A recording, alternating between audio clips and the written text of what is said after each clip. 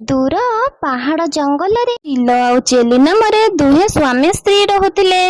L ମୋ ଜାନୁ, ମତେ ଆଜି ଚିକେନ ପକୋଡା ଖାଇବାକୁ ଇଚ୍ଛା ହେଉଛି। ଆଜି ତୁ ଖାଇବାରେ ଚିକେନ ପକୋଡା ବନେଇବୁ। ହଁ ହଁ ଚିଲରାଜ, ମୁଁ ତମ ପାଇଁ ଚିକେନ ପକୋଡା ବନେଇଦେବି। ମୁଁ ତ ତମ ଘରର ଚାକରାଣୀ ନା, ଏମିତି କରିବିନି କେମିତି? ଏ କେମିତିକା କଥା କହୁଛୁ ଚେଲି? ତୁ ତ ମୋର ସ୍ତ୍ରୀ, ଏଇଟା ତ ତତେ କରିବାକୁ ହେବ। ଠିକ ଅଛି, ତୁମେ ରାଗନି, ମୁଁ ତମ ପାଇଁ ଚିକେନ ପକୋଡା ବନେଇଦେବି।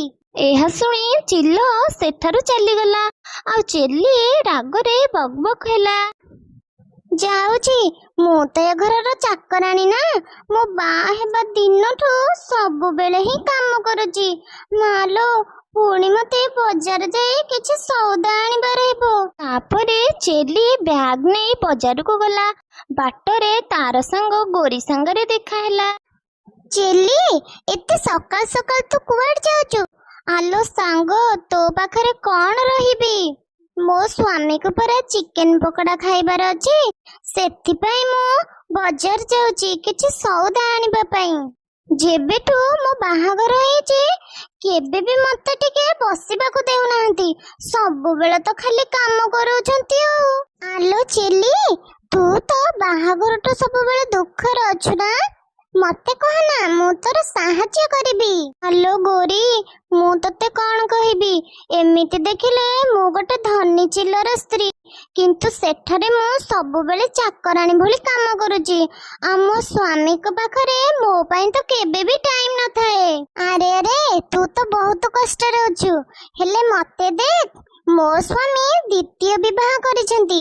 ମୋ ସଉତୁଣୀ ତ ସବୁ କାମ କରେ, ମତେ କିଛି ବି କାମ କରିବାକୁ ପଡେ ନାହିଁ। ତୁ ବି ତୋ ସ୍ୱାମୀକୁ ଦ୍ୱିତୀୟ ବିବାହ କରେଇ ଦଉନୁ। ଏମିତି କହି ଗୋରି ସେଠାରୁ ଚାଲିଗଲା। କିନ୍ତୁ ଚେଲି ମନରେ ମନରେ ସେଇ କଥା ଭାବିବାକୁ ଲାଗିଲା। ସତରେ ତ ଏ ଗୋରୀ ଠିକ କହୁଛି। ମୁଁ ବି ଯଦି ମୋ ସ୍ୱାମୀକୁ ଦ୍ୱିତୀୟ ବିବାହ କରେଇଦେବି, ଆଉ ମୋ ସଉତୁଣୀକି ଧମକେଇକି ସବୁ କାମ କରେଇବି, ଏମିତି ତ ବହୁତ ମଜା ଆସିବ। ମୁଁ ତ ସବୁବେଳେ ବସିକି ହିଁ ଖାଇବି। ଏମିତି ଭାବି ଚେଲି ନିଜ କାମରେ ଚାଲିଗଲା। ସନ୍ଧ୍ୟା ହୋଇଗଲା। ଚିଲରାଜ ଘରକୁ ଆସିଲେ ଆଉ ଚେଲି ତାକୁ ଚିକେନ ପକୋଡା ଖାଇବାକୁ ଦେଲା। ଆରେ ବା ଚେଲି, ତୁ ତ ବହୁତ ବଢିଆ ଖାଇବା ବନେଇଛୁ। ମତେ ତ ବହୁତ ଭଲ ଲାଗୁଛି। ଏ ଖାଇବା ନା ବହୁତ ଟେଷ୍ଟି ହେଇଛି। ଚିଲରାଜ, ଛାଡ ସେ ଖାଇବା। ତୁମ ସାଥିରେ ମୋର କିଛି ଜରୁରୀ କଥା ଅଛି। ଆଲୋ ଚେଲି, କଣ କଥା ଅଛି? ଶୀଘ୍ର କହୁନୁ। ଚିଲରାଜ, ତମେ ତ କେତେ କାମ କରୁଛ, କିନ୍ତୁ ମୁଁ ତୁମର ଟିକେ ବି ଯତ୍ନ ନେଇ ପାରୁନି। ମୁଁ ଭାବିଛି ତୁମର ଦ୍ୱିତୀୟ ବିବାହ କରିବାକୁ। ଏହା ଶୁଣି ଚିଲ ତ ବହୁତ ଖୁସି ହୋଇଗଲା, କିନ୍ତୁ ଚେଲି ଆଗରେ ଦେଖେଇ ହେବା ପାଇଁ କହୁଥିଲା। ଆଲୋ ଚେଲି, ତୋ ମୁଣ୍ଡ ଠିକ ଅଛି ତ? ମୁଁ କଣ ପାଇଁ ଦ୍ୱିତୀୟ ବିବାହ କରିବି? ମୁଁ ଜମା ବି ଦ୍ୱିତୀୟ ବିବାହ କରିବିନି। ଚିଲରାଜ, ତୁମେ କଥା ଶୁଣ। ଏତେ ବଡ ଘରର କାମ ମୁଁ ଏକା କରିପାରୁନି, ସେଥିପାଇଁ ତୁମକୁ ଦ୍ୱିତୀୟ ବିବାହ କରିବାକୁ ହେବ। ଠିକ ଅଛି ଚେଲି, ତୁ ତ ଏତେ କରିକି କହୁଛୁ, ମୁଁ ଦ୍ୱିତୀୟ ବିବାହ କରିବାକୁ ରାଜି ଅଛି। ପରଦିନ ସକାଳୁ ଚେଲି ତାର ସାଙ୍ଗ ଚଢେଇକୁ ତା ପାଖକୁ ଡାକିଲା। ଆଲୋ ଚିଲି, ଏତେ ସକାଳୁ ସକାଳୁ ମତେ କଣ ପାଇଁ ତୋ ପାଖକୁ ଡାକିଲୁ? କଣ କିଛି କାମ ଅଛି? ଦେଖିଲୁ ସୁନ୍ଦର ଚଢେଇ, ମତେ ନା ଅକେଇ ବାଙ୍କେଇ କହିବାକୁ ଭଲ ଲାଗେନି।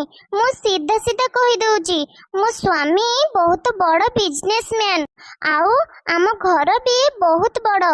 ଏମିତି କି ପୁରା ଜଙ୍ଗଲରେ କେଉଁ ପକ୍ଷୀ ମାନଙ୍କର ବି ନଥିବ। ତୁ କଣ ମୋ ସ୍ୱାମୀ କି ବାହା ହବୁ କି? ଚେଲିର କଥା ଶୁଣି ଚଢେଇ ଭାବିବାକୁ ଲାଗିଲା। ଆରେ, ୟା ସ୍ୱାମୀକି ବାହା ହେଲେ ତ ମୋର ଖାଲି ଲାଭ ହିଁ ଲାଭ। ଏ ଚେରି କଣ ପାଗଳ ହେଇଗଲାଣି ନା କଣ? ମତେ କହୁଛି ବାହା ହେବା ପାଇଁ। ଓହୋ, କି ଧନ ସମ୍ପତ୍ତି! ମୁଁ ତ ବାହା ହେବା ପାଇଁ ରାଜି ଅଛି।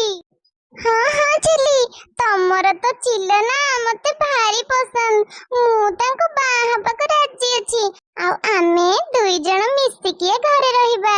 ହଁ ହଁ ସୁନ୍ଦରୀ ଚଢେଇ, ତୁ ଖାଲି ବାହା ହୋଇ ଘରକୁ ଆସେ, ତୁ ଦେଖିବୁ ଆମେ କେମିତି ସାଙ୍ଗ ହୋଇକି ରହିବା। ଚେଲି ତ ଏମିତି କାମ କରିବା କଥା ଭାବୁଥାଏ, କିନ୍ତୁ ଚିଲ ତ ପୁରା ଖୁସି ହୋଇଯାଇଥାଏ କି ସେ ସୁନ୍ଦରୀ ଚଢେଇକୁ ବାହା ହେବ ବୋଲି। ଦିନକର କଥା, ଚିଲ ଦିନେ ସୁନ୍ଦରୀ ଚଢେଇକୁ କହିଲା। ସୁନ୍ଦରୀ ଚଢ଼େଇ ଆସେ ମୁଁ ତମକୁ ମୋ ଜାଗା ବୁଲେଇକି ଦେଖେଇବି। ତାପରେ ଚିଲ ସୁନ୍ଦରୀ ଚଢ଼େଇକୁ ସାଙ୍ଗରେ ନେଇ ସବୁ ଜାଗା ଦେଖେଇଲା। ତମେ ତ ମତେ ଏତେ ଭଲ ପାଉଛ, ତମେ ମତେ କେବେ ମାରିଦବନି ତ? ମୁଁ କଣ ପାଇଁ ତତେ ମାରିବି? ମୁଁ ତ ତତେ ବହୁତ ଭଲ ପାଏ, ଆଉ ତତେ ବହୁତ ଖୁସିରେ ରଖିବି। ତୁ ତ ମୋ ସପନର ରାଣୀ, ତତେ ତ ମୁଁ ସପନର ରାଣୀ କରିକି ହିଁ ରଖିବି, ଆଉ ସେ ଚିଲିକି ଚାକରାଣୀ କରିବି। ଚିଲ ଆଉ ଚଢ଼େଇ କଥା ହେଉଥିଲା ବେଳେ ତାଙ୍କର ସବୁ କଥା ଗୋରି ଶୁଣିଲା। ଆଲୋ ଚେଲି, ତୁ ଜାଣିଛୁ ତୁ ଯାହା ସାଥିରେ ତୋ ସ୍ୱାମୀର ବାହାଘର କରିବାକୁ ଯାଉଛୁ ସିଏ ଗୋଟେ ମିଛେଇ ଆଉ ଧୋକେବାଜ। ଏମିତି କଣ କହୁଛୁ? ସତରେ ସମୟ ଆସିଲେ ତୁ ଠିକ ବୁଝିପାରିବୁ ଭୁଲ କୋଉଟା ଆଉ ଠିକ କୋଉଟା। ଦିନକର କଥା ଚେଲି ତାର ସାଙ୍ଗ ଚଢ଼େଇ ଘରକୁ ଗଲା ଓ ସେମାନେ କିଛି କଥା ହେଉଥିବାର ଶୁଣିଲା। ଆରେ ତୁମେ କଣ ସତରେ ସେ ଚିଲୁକୁ ବାହା ହେବ? ନାଇଁ ମ, ମୁଁ କଣ ପାଇଁ ସେ ଚିଲକୁ ବାହା ହେବି? ମୁଁ ତ କେବଳ ସେ ଧନୀ ଚିଲକୁ ଲୁଟିବାକୁ ଚାହୁଁଛି। ତାର ଧନ ସମ୍ପତ୍ତି ତାଠାରୁ ଛଡେଇ ନେଇ ତାକୁ ମୁଁ ବର୍ବାଦ କରିଦେବି। ସୁନ୍ଦରୀ ଚଢ଼େଇ ଏମିତି କିଛି କହୁଥିବାର ଚେଲି ସବୁ କଥା ଶୁଣିଗଲା। ବା ଚଢେଇ ବା, ତୁ ତ ମୋର ସାଙ୍ଗ ହୋଇ ଏମିତି କରିବାକୁ ଚାହୁଁଛୁ? ତୁ ଏତେ ଧୋକେବାଜ ବୋଲି ମୁଁ କେବେ ବି ଜାଣିନଥିଲି। ଚଢ଼େଇକୁ ଏମିତି କହି ଘରକୁ ଆସିଲା ଓ ତାର ସ୍ୱାମୀକୁ ସବୁ କିଛି କହିଲା।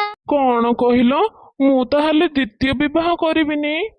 ନା, ତୁମେ ଦ୍ୱିତୀୟ ବିବାହ କରିବନି ଚିଲରାଜ। ମୁଁ ମୋର ଭୁଲ ବୁଝିପାରିଛି। ମୁଁ ମୋ ସ୍ୱାମୀକୁ ଆଉ କାହାର ହେବାକୁ ଦେବିନି। କିନ୍ତୁ ଚିଲ ତ ମନେ ମନେ ଆଶା କରି ବସିଥାଏ, କିନ୍ତୁ ତାର ସବୁ ଆଶା ଫସର ଫାଟିଗଲା। ଜୟ ଜଗନ୍ନାଥ ସାଙ୍ଗମାନେ, ଯଦି ଆପଣମାନଙ୍କୁ ଆମ ଗପଟି ଭଲ ଲାଗୁଛି ତାହେଲେ ଆମ ଚ୍ୟାନେଲକୁ ସବସ୍କ୍ରାଇବ କରନ୍ତୁ ଆଉ କମେଣ୍ଟରେ ଜଣାନ୍ତୁ ଗପଟି ଆପଣମାନଙ୍କୁ କେମିତି ଲାଗିଲା। ରହୁଛି, ଧନ୍ୟବାଦ।